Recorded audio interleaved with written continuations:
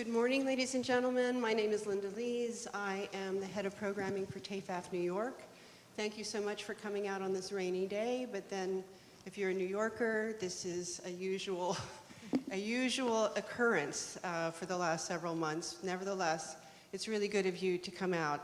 I want to say, before I introduce this fantastic panel, I just wanted to say a word about TEFAF Coffee Talks and what the concept is here. The idea of this, and we did it in the fall, is that every morning at 10:30 a.m.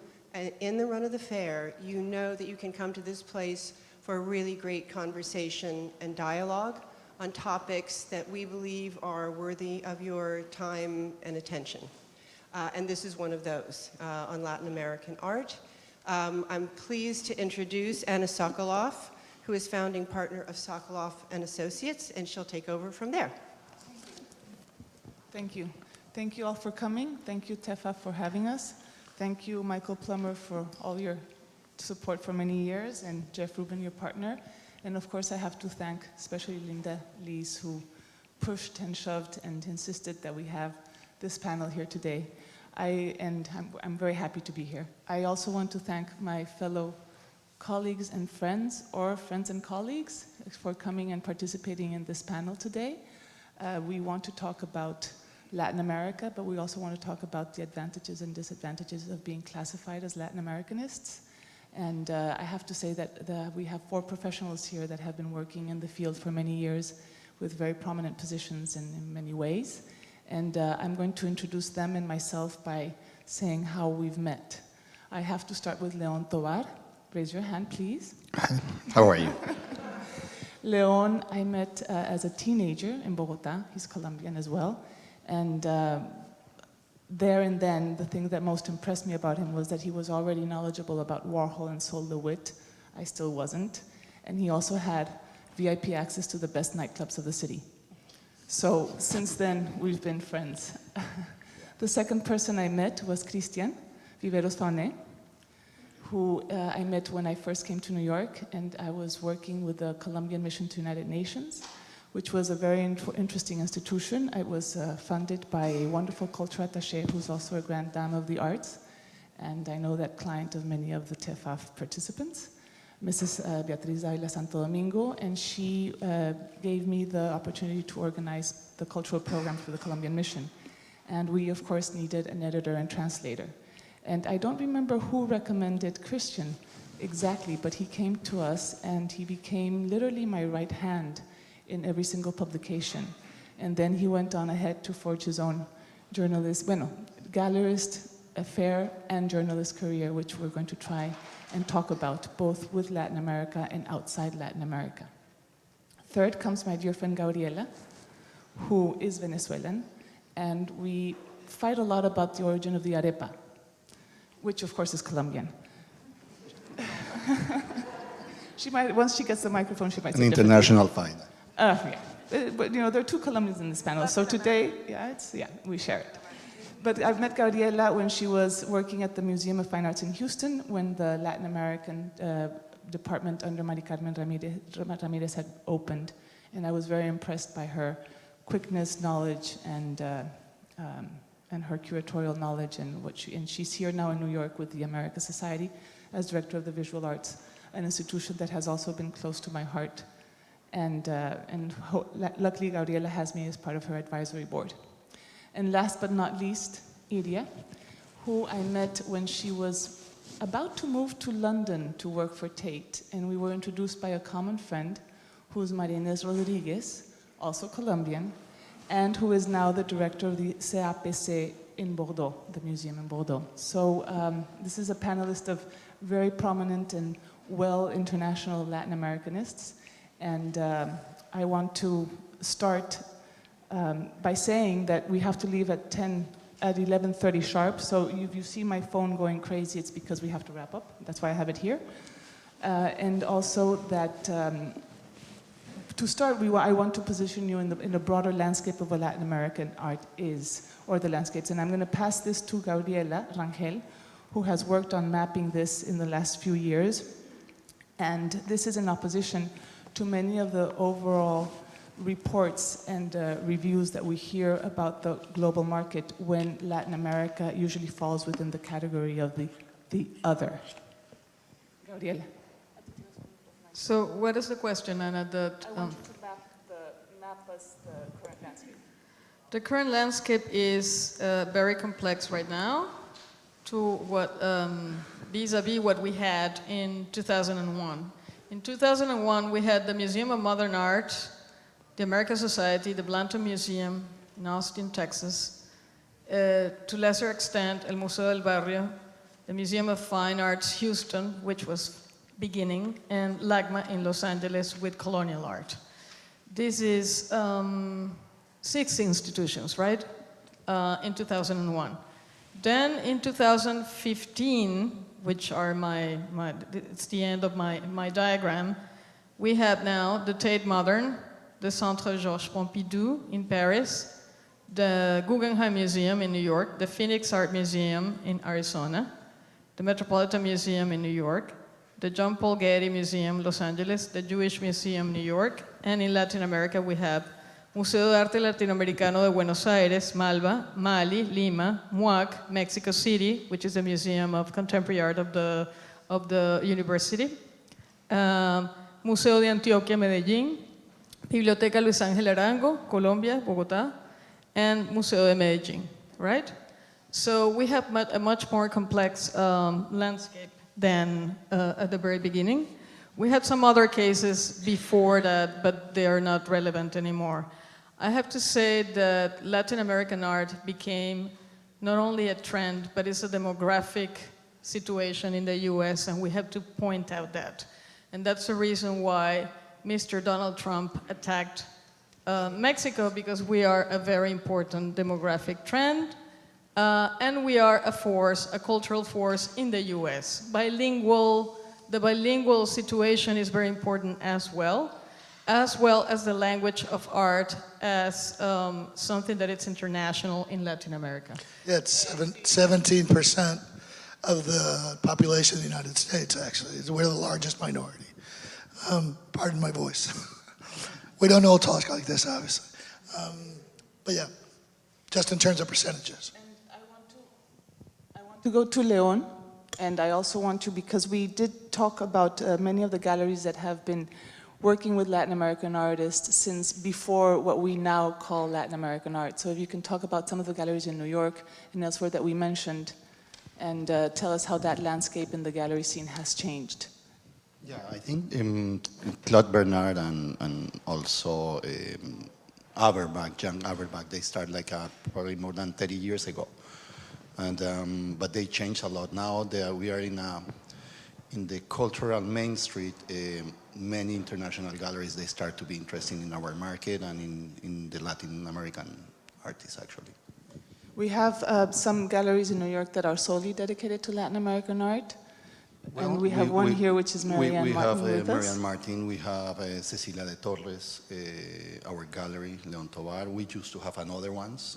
I think Barquet was Enrique Faria, for example. They have a very important gallery related with the conceptual art, and I think they're increasing a little bit in New York.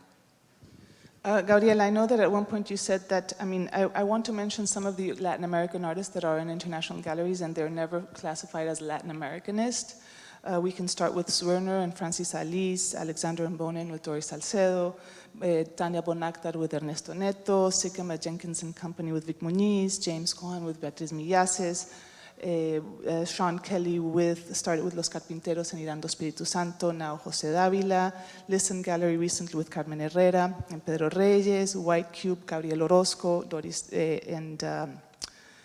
White Cube in London, Gabriel Orozco, Doris Salcedo, Damián Ortega, Barbara Gladstone, Damián Ortega, Marian Goodman, Gabriel Orozco, Adrián Vila Rojas, Alison Jacks, Lygia Clark, today Hauser and Worth with both Ana Maria Maiolino and Lygia Pape.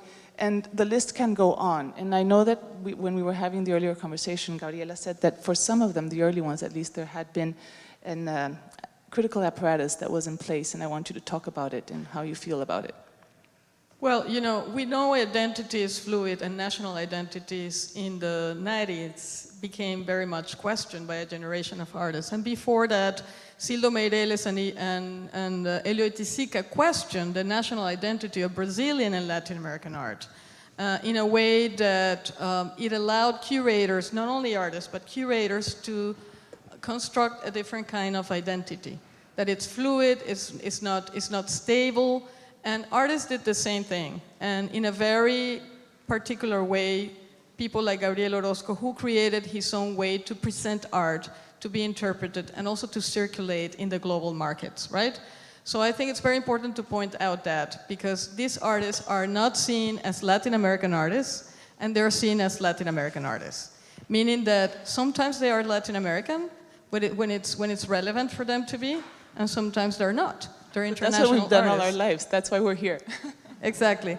And what is interesting is the way that these galleries are just considering them not for their provenance, or, you know, they're like the wine, you know.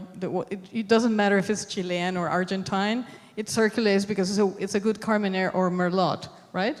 So we flavor them in the international markets as artists who are relevant in mapping contemporary art, presenting problems that are relevant for today's world. Iria, how do you see that from an institutional point of view? Well, I mean, just to come, in the conversation, which is very interesting, no, addressing, the concept, the category of Latin American art, how we distinguish what's inside, outside, the inner evolution that this whole category has been experiencing through the past years, right? I mean, if you just look at the map that you just mentioned, Gabriela, it's very interesting because, I mean, in recent years, the whole decolonizing sort of discourse and narrative have made that the traditional Eurocentric, no, Western canon, the Western mapping of the art history has changed. So now you're basically be able to look in beyond those Eurocentric frontiers to include art made in all latitudes. I just want to remember something beautiful that yesterday Paulo Herkenhoff said when he gave a keynote lecture at the Metropolitan. We organized a symposium in conjunction with the Lygia Pape exhibition. And he said something beautiful about it, which is today, when he actually planned a very important biennale at the Sao Paulo that he curated back in 1998 already, called the Biennale of the Anthropophagia. He already wanted to challenge and to attempt to kind of destroy, you know, the previous cartographic assumptions about the art map. And he said, whatever a good artist is, that's the center of the world.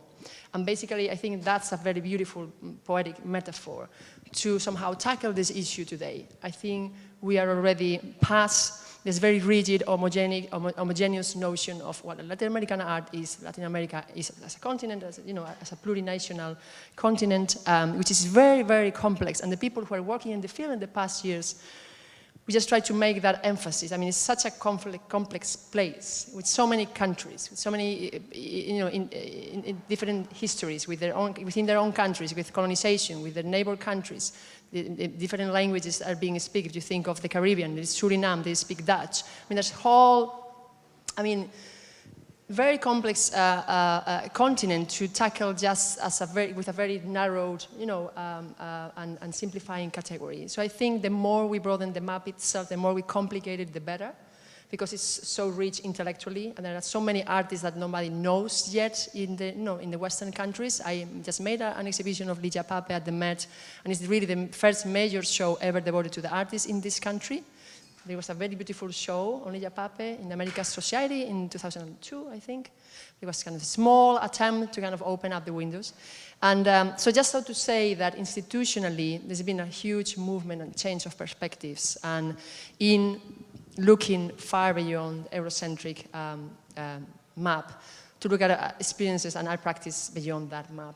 And that's a very good move, and it's a difficult move to make within the institutions, even if you think of the Met, that it was born almost 150 years ago as an encyclopedic collection that basically in its own inception was looking at the art made in all the corners of the world, and yet in the 20th century and looking at the art of the 20th century and 21st century, they never pay attention whatsoever to what was happening underneath the Mexican border.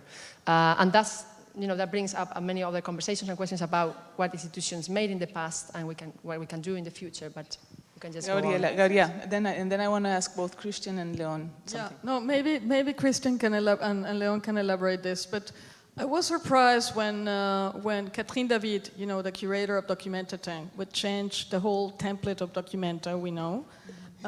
She gave me a class at BARD, at the Center for Curatorial Studies, when I was studying there. And she said something that for me was offensive, but it was really a truth. She said Latin American art is Western. And I was really offended because I took for granted that it's Western.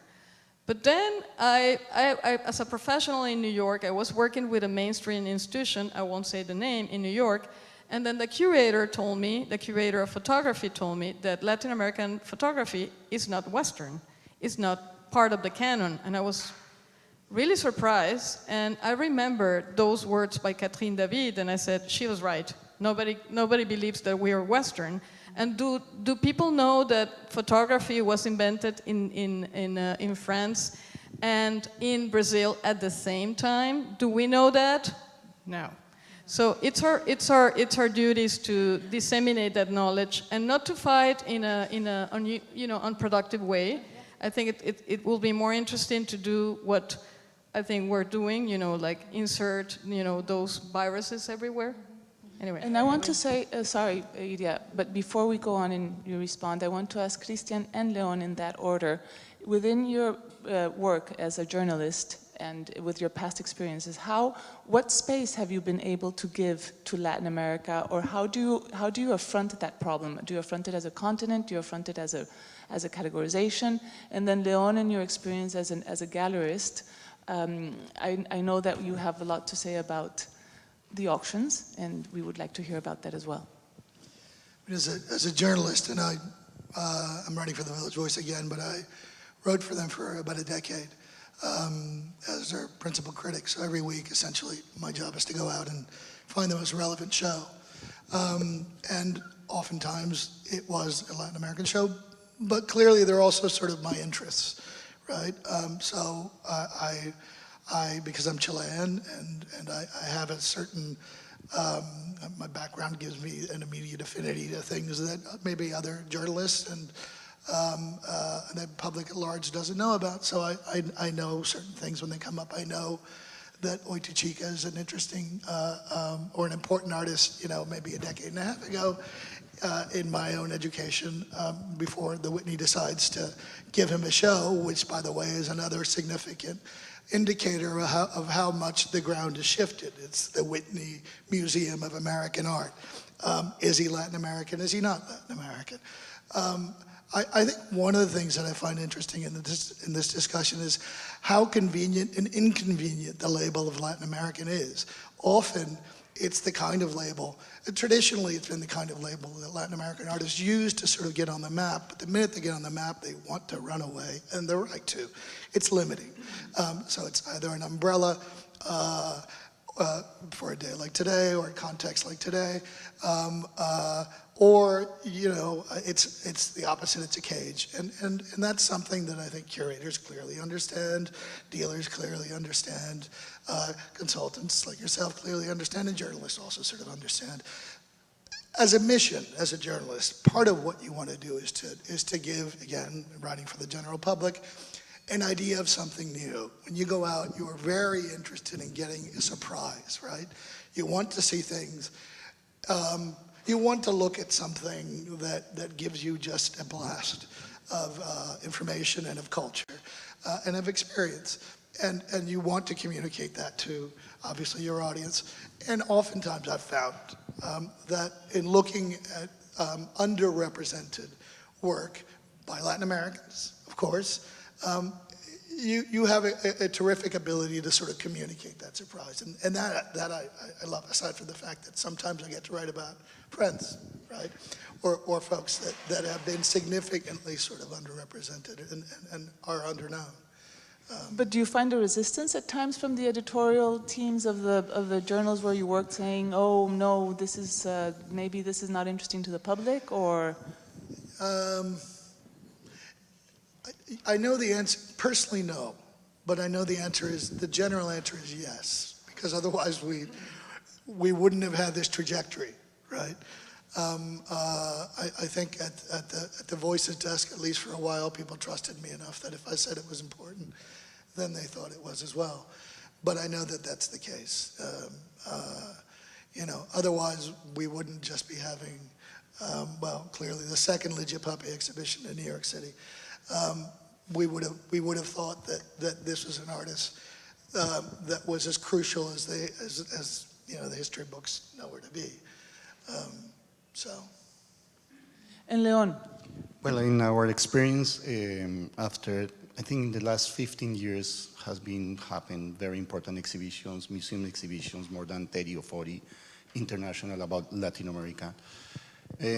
Our feeling is that we are in the main street now in the museum level, but in the auction houses we still, at the beginning was very important to open these departments, but today we have like a roof. We are trapped in a very small market, which is Latin America.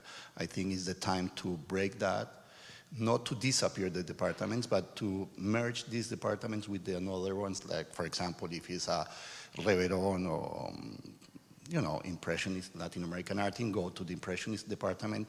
Mata, Lam, they need to go to the Surrealist department. Soto, Le Parc, Cruz Diaz can be in the modern department. I think that's the only break that we need to do now, and it's part of our mission. I almost feel like asking Marianne Martin a question in the audience of saying how that label helped to start the market. And if I may, I'm going to pass the voice to you.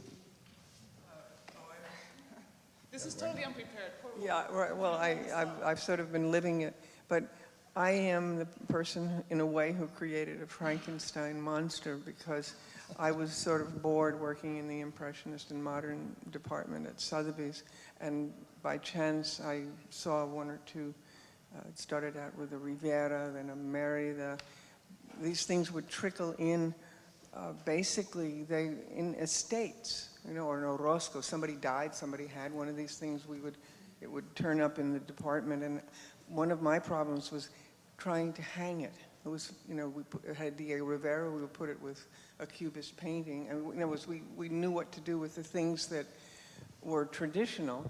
But then once they started becoming well, more typical of what the artist did, there was no, you know, just arranging an exhibition was difficult. So I got this idea, and I have to really compress it, of doing a Mexican auction, not a Latin American auction. And first we had a little trial balloon inside of a modern sale. Then I went down to Mexico and gave everybody a catalog who was a subscriber. That was about 20 people. About 3 of them subscribed to paintings, 5 of them to jewelry, and the rest to furniture. But people started coming up for the sales. It was really, I hate to look at it this way, but we sort of packaged first Mexican art, then Latin American art. People kept on saying, why don't you do a Latin American sale? And I say, well, there's so many countries. It's not just like, you know, I had like one book, you know, in the beginning. And then the Center for Inter-American Relations wanted American to do Society. no, but then it was called the CIAR. They wanted to do a benefit auction, and so we collaborated with them, and that was, you know, suddenly an evening sale because I told... What year is this? I'm sorry. This is like 76, 77, 78, and there really were some shows that took place before that, but, you know, I mean, major... But it had to do with personalities. Thomas Messer was interested in Latin American art, so there was a show, the Mexico Splendors of 30 Centuries. That happened, what, in 1988 or... I mean, there were some big shows at places, but that was sort of the past. And we really made it a category so that we could, you know, sell these things. And then I personally was told by Jose Luis Cuevas, he said, I am not Latin American, I am international. And, you know, Mr. Botero was furious because I stole him from the modern sales where they weren't making that much money, put them in Latin American sales, and the prices started going Still up. today. He's still today. It's the he same is the way, biggest you know, living 40s. artist at auction. Biggest Well, Latin Frida American. Kahlo. I mean, I hate to say this because, you know, I mean, we were including works by Frida Kahlo. Now, is there any other exhibition anywhere that's not Frida Kahlo? I mean, it's too much. But anyway, I could go on and on. We'd have another symposium, but it was really a good intention on my part to do an auction that would include all these different artists that were not being included at all. And the name Latin American, it wasn't South American, because as we know, Mexico is in North America. Even Mr. Trump should know that. And perhaps, yeah, I mean, no, perhaps that connects to why it was so useful, the category, at a certain moment, right? To just be able to visualize. these things were not in the auctions at all. It's like the So, whole new, right? I mean, art practice that hadn't have been seen or recognized within the art market, but also in the art institution. I think there was, when Gabriela was saying earlier, I mean, what happened in 2000, museums like Museum of Fine Art Houston starting to pay attention. It was necessary to claim, right, like a site-specific place for Latin American art, just to be able to facilitate the visibility, I mean, within the public and within the audiences. But maybe now we are in second stage or even a third stage in which that's not necessary anymore. Really However, I think the category is useful because the category is just allow us just to keep, problematizing it. And by problematizing it, we're just enriching the dialogue and making the conversation more complex. Absolutely. And avoiding cliches once again that just bring us again to brand names like Kahlo or Rivera. We don't want to fall again by today defining that Latin American art today is Gabriela Orozco or Ernesto Neto only. So we're trying to responsible for changing that in the auctions, because when she came to Christie's, with the older Christie's. clients, were saying, "What is this? Things on the floor, and I don't know what this is." And you must have had to suffer a little bit in the beginning. Yeah, It's true. She it's true. cried. But I was going to say something. Let's move in a different direction. I think the category Latin American art is not the problem. The problem is the notion of the avant-garde. That's what we have to problematize. Not the category Latin American art. That's a marketing category, and that's a branding that was invented by cultural diplomacy in the 19th century. It's so aged and outdated that I won't discuss that. But the notion of avant-garde is our problem right now. Are we going to problematize the avant-garde in the terms of the October group, accustom us to do it, Eurocentric and North American, or are we going to say that Diego Rivera is as avant-garde as Picasso? I'm sorry, but that's what we have to say. That's I'm glad you said that, and I'm glad you mentioned that. And so the question now, in looking at the panel and where we are today, is what is the commercial part of the market, like Leon? What are going to be his good intentions, as Marianne nicely put it, for the future, and what you as a curator, and Iria as well as a curator and institution, and you as a journalist, what are your good intentions for the future to try and create or erase that distinction and that canon? And I don't know who wants to answer first, but I want all of you to give me a good intention for the future. Well, in our cases, we are doing these exhibitions, important exhibitions, but it's related. I will back a little bit to the auctions. We have a roof in the prices. We compete with the other markets, but we spend exactly the same amount of money to participate in an art fair, and our neighbor is, for example, Christopher Wall. Christopher Wall was $100,000 3 years or 4 years ago. Now it's $10 million. We compete with this type of markets, thanks to... Are the fairs like this one helping you? Yeah, they help a lot, definitely. But we cannot depend on Salma Hayek to put Frida Kahlo in the market, It's something crazy, The people, they ignore a lot.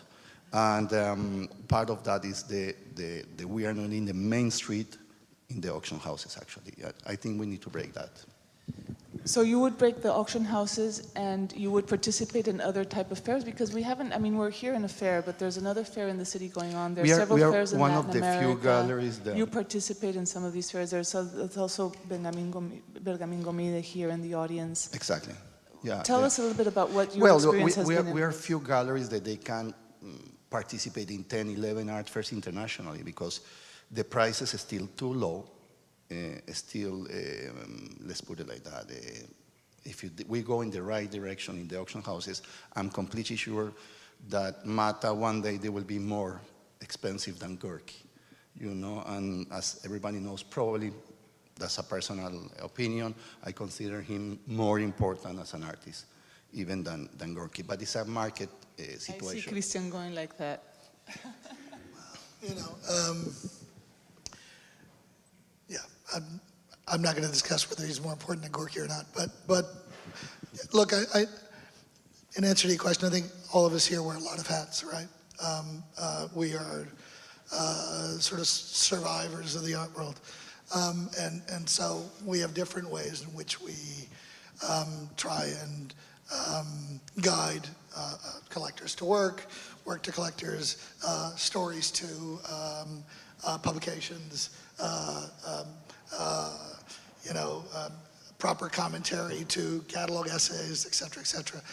And in my case, you know, I write and I do quite a bit of curatorial, mostly at the Museo de Arte Contemporáneo in Santiago, Chile, but also in a couple of museums in Spain. And, you know, those bridges are ones you try to make because I think, you know, I try to make them personal, not because I'm looking to build the brand of Latin American art. I'm basically looking to help work that I think is really important get on and maybe get past a couple of hurdles that shouldn't be there. I mean, you know, the artists that I'm trying to promote, I think are artists that are important, whether I'm trying to do so on the page or whether I'm trying to do so in a museum. And in that sense, I'll connect back to your comment about the avant-garde, or at least the forward guard, or whatever we can call it now. But you're looking to me to do it? No, thanks. I'm not doing it. The cutting edge, which is also equally odious and meaningless, but clearly work that you know is ahead of its time. Work that again sort of generates surprise as opposed to sort of generating the opposite. You know, and you try and help that work, those artists, get a better footing, you know, both in terms of the professionalization of the work, being in institutions, being in galleries, making those entrees or those relationships happen, but also, again, on the printed page and hopefully to the general public. And to the degree that journalists have any say-so in, you know, what we know to be this fickle thing that is art history, then maybe pushing in that direction as well, you know. Iria, how are you? Okay, Gabriela, you want to go first? Or Iria, how are you breaking the canons? I think, by just going back to what I was saying, this is an interesting moment now, at least what the Met can do, for example. I mean, one thing which I was talking the other day with a collector that was saying, there isn't any museum in the world that tells you the story of Latin American art, you know, from the beginning of times to today. You cannot see that anywhere. And you know, there are many countries, there's a lot of history. Do we need that? Museum, Do we need that? No, I'm just posing it as a question, and you know, as a really interesting argument to begin with. At the Met, for example, we have different departments that cover the area of the Americas, and is subdivided, as you know. I mean, at the Met we have 17 departments, and for example, pre-Columbian art of the ancient Americas is within the art of Africa and the Americas, and then Africa, Oceania, and the Americas, and then colonial art of the Americas, for example, is within the American wing, and then Latin American art in the last 2 centuries is within the Department of Modern and Contemporary Art. But we can collaborate, I mean, as curators, we can collaborate together in thinking about projects that we could do transhistoric dialogues, for example. That would be something very interesting to do in the context of a museum. But also in terms of what's the next stage for museums in America, for example, to deal with Latin American art, I think there's a moment now in which we are at the moment, and in which, going back to what you're saying, let's put the work together. Let's put the work side by side. Let's put Lygia Pape side by side, Frank Stella, and Francis Morris. Let's see what's happening there. Put them together in a room. See what they were doing, and the days where they were doing the work they were doing. And that's very interesting, because then many new questions will arise, because we will be surprised to see that many breakthrough moments in the history of contemporary art actually happened in Rio de Janeiro in the late 50s, rather than in New York in the early 60s. And that's something very interesting. There are a lot of Edison and Marconi moments like that. Yes. But wait, I agree with you all in that it's important to collaborate, especially you who work for an encyclopedic museum. But this happened already like 15 years ago, so there is an amnesia. I think the problem that we have to tackle is the academia and where people study art history and criticism. What is the formation of these people? Because you find quite often curators in your museums that say, no, Latin Americans are not in the Western canon, or no, this is a derivative artist. So if you don't attack, but what's the challenge? No, if you don't attack the problem from the academia, you're not going to do anything else. You know, you're going to repeat the same story. Lygia Pape was decentered by Paulo Herkenhoff at the Museum of Modern Art in 2000. And I saw the exhibition. It was called The Marriage Between Reason and Squalor. And it was a beautiful exhibition, and nobody remembers. And especially the curators, they don't remember. They didn't see anything. And the collectors. So we have to go back to, you know, the academia and to educate people in a different kind of situation, because otherwise we're going to repeat the same story, the same story, the same story. But don't you see the ground shifting at all? I mean, I agree with you. But, you know, I think this is clearly a problem of cultural self-sufficiency. But I do see things happening, for example, clearly things are happening in New York, the shows that we've been talking about. In Los Angeles, when was it, 2015, they did a big Latin American thing that the Getty put together, LA. Standard, LA. Right, exactly. But what I find almost more interesting is what's actually going on sort of like south of the border, to use an Americanism, right? No one uses that from the south. And the last couple of times I've been down to Mexico City, I've noticed that there have been shows on that are shows of North American artists. Amalevich show in Buenos Aires last fall. Right, where was that? Proa. At the Proa Foundation. Okay. And now there's going to be a Warhol show that Malba and Humix put together, for which there is no intention to bring that show up to North America. There was a General Idea show at Humix again, not going to Canada, not coming up here.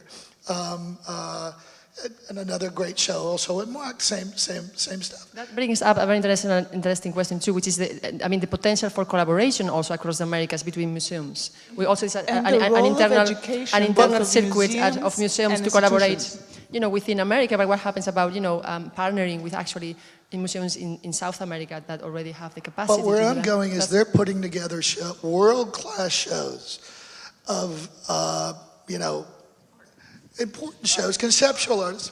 Pardon me? Art. Yes, without any aid from the North, and I think that's fantastic. I think that's amazing. And again, going back to the issue of cultural self-sufficiency, definitively a step in the right direction, you know. Okay, I want to close because my alarm clock already sounded, and that means that we have to wrap up very quickly. I want to close with education. I mean, clearly right now the word of mouth, or what is in fashion right now, is everybody talking about the Institute for Latin American Studies that Moma is going to open, funded by the Cisneros Foundation. That already existed as in some version in Museum of Fine Arts. So, in Houston, correct, in the Museum of Fine Arts in Houston. So do you see this as something that, again, going back to, okay, this is another categorizing institution with a lot of money, so how can we look at that and confront that going forward? I think it's the natural competition between institutions. I think the Museum of Fine Arts Houston put together a very impressive program, and I have to say that I respect Mari Carmen for that reason, because if you go to the webpage, you can get a document translated already and understandable in English and in Portuguese and in Spanish. You have the 3 languages on the web of the original sources of Latin American art. If you want a manifesto, if you want an article, if you whatever, you know, you find everything in the web for free. I don't know how can Moma defeat this. Anyway, I think it's a very good intention, and I celebrate that. The more we have, the more informed people are. So we completely agree with that. I think every initiative on that direction is always positive and good. It's positive. It's just what you do with it. That's what you are able to accomplish. And in terms of the graduate art history programs, one would have to point out the one of the Institute of Fine Arts with Edward Sullivan heading it. But what about Columbia, Yale, Harvard? It is a problem because the template is the October group. And the October group is profoundly Eurocentric and North American oriented. So But it's true. I mean, you can review the magazines and also the book, art from the 19th centuries to the 1990s to the 2000, right? Yes. The only artists who are there are Lygia Clark, Elio Tisica, and Gego. Do you think that's possible in the 20th century? No, we know it's not possible. So I think, There's a whole new generation of scholars and students now accomplishing and developing graduate research and projects in American academia, for example, and that would be a generation very interesting to follow. Not only in American academia. I'm sorry. I'm not that American centric. I think there are a lot of Latin Americans here now talking in the same terms. And not because they were formed in the academia in the U.S. They're coming to teach here. It's lingua franca. But I was following up the question of what's academia happening. Yeah. I mean, there's a lot happening now. I mean, in graduate programs across. I mean, American academia. I mean, worth mentioning. Was here, and she's an Argentine, and she's crucial to understand the 1960s in Latin America with her book on internationalism. And she was invited by the University of Texas at Austin. She was invited to Columbia, and she was invited to Princeton. And I think the more north-south we have exchange, the less, misunderstandings we will have in the academia. And I think that goes back to what Christian was mentioning about these very deeply researched monograph exhibitions happening in Latin American institutions. And I agree that sort of interchange would be very good. I think we have to wrap up unless you have a final comment to say. We can have one question. Any questions? Well, we thank you all for coming and sharing with us this sort of conversation that, as you can see, has not been solved and will continue to raise a lot of issues and feathers and situations. But we thank again Linda and TEFAF for having us. Thank you.